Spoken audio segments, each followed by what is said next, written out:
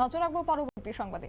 শুক্রবার বাণী বিদ্যাপীঠ দ্বাদশ শ্রেণীর বিদ্যালয়ের কিচেন গার্ডেন পরিদর্শন করেন শিক্ষা অধিকর্তা এনসি শর্মা।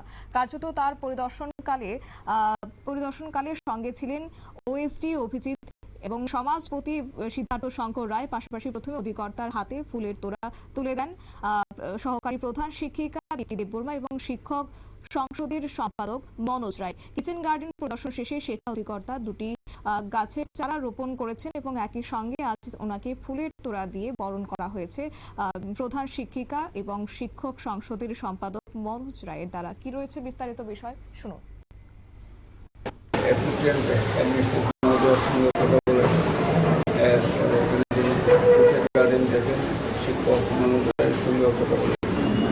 এছাড়া এখানে আমরা তাদের অডিটোরিয়াম যেটা কাজ হয়েছে সেটাও দেখলাম, কিছু রিপেয়ারিং দরকার সেটাও বলেছি। ইঞ্জিনিয়ার দল সঙ্গে আছে। আর এখানে একটা মাঠ আছে তাদের, সেই মাঠটা আমরা আসুন সেটা আমরা ঠিক করবো এর মধ্যেই, এবং বাকি যে কাজগুলো আমরা পর্যালোচনা করব।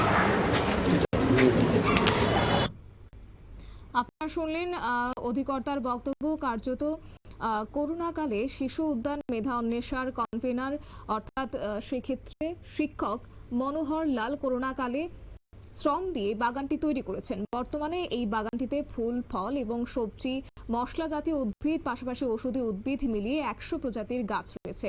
এই বিদ্যালয়ের অগ্রগতি দেখে শিক্ষা দপ্তর মনোজ রায়কে রাজ্যের সমস্ত বিদ্যালয় এবং মাদ্রাসার কিচেন গার্ডেন তৈরিতে পরামর্শদাতা হিসেবে দায়িত্ব দেওয়া হয়েছে। আজ নিয়ে নিচ্ছে ছোট্ট একটি বিজ্ঞাপন বিরতি, সঙ্গে থাকুন।